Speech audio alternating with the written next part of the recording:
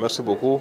En fait, le poste n'est pas une nouveauté dans le sens où, avant, quand on observait les élections, on faisait toujours des déclarations, des communiqués, avant le scrutin, pendant le scrutin et après le scrutin, on faisait toujours des déclarations.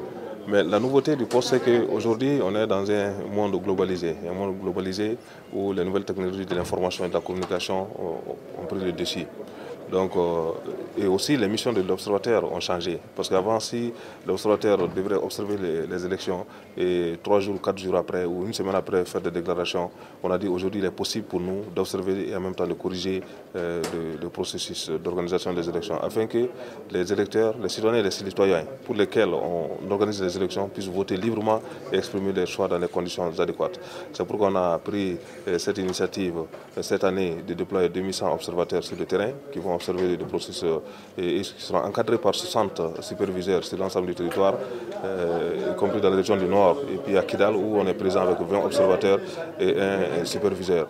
Donc l'idée du poste, c'est de mettre toute la société civile malienne ensemble pour qu'on se donne la main, on puisse être dans le même bateau pour sortir le Mali de la crise. Parce que le problème qui se pose aujourd'hui, c'est la crise. Donc le poste est constitué de différents segments de la société civile malienne. Il y a les femmes et l'éthique, il y a la jeunesse, à travers jeunesse et développement qui sont aussi avec l'éthique, avec des modules de sensibilisation. Il y a l'observation électorale citoyenne.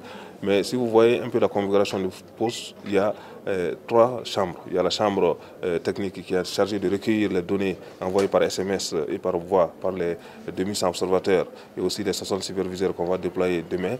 Il y a aussi la chambre des analystes, des experts analystes qui sont là pour essayer d'analyser toutes les informations qui sont remontées par les observateurs sur le terrain.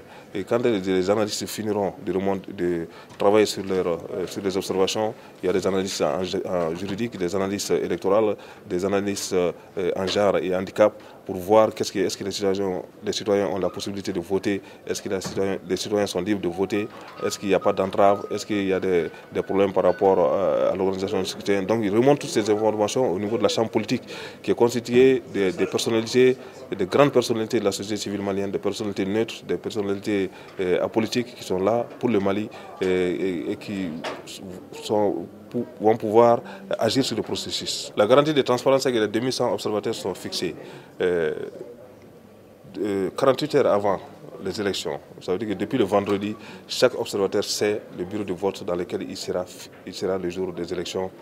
Et dans ce bureau de vote, il sera là de 8h à 18h pour observer les élections et remonter les données journalièrement. Et c'est ces données qui seront traduites, analysées par les experts et puis transmis à la chambre politique. Et s'il y a des dysfonctionnements dans des centres de vote, dans des bureaux de vote ou bien dans des villes, la chambre politique qui est constituée des leaders de la société civile malienne et d'experts, d'anciens présidents de la CENI, d'anciens secrétaires généraux du ministère de l'administration territoriale, des gens rompus au processus électoral et qui ont un carnet d'adresse très fourni pourront toujours agir sur le déroulement pour corriger les imperfections parce que l'essentiel c'est de sortir de la crise pour qu'il y ait des élections moins contestées au Mali. Oui. On lance l'appel pour un scrutin apaisé parce qu'on s'est dit aujourd'hui il y a des milliards de francs CFA, des milliards de dollars si on peut dire, qui ont été investis dans le Mali.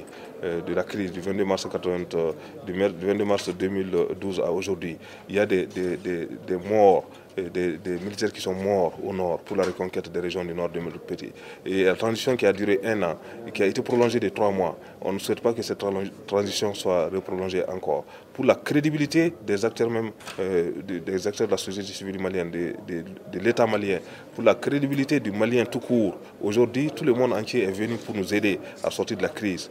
Donc pour cela, nous devrons aller à des élections apaisées, transparentes et accepter les résultats.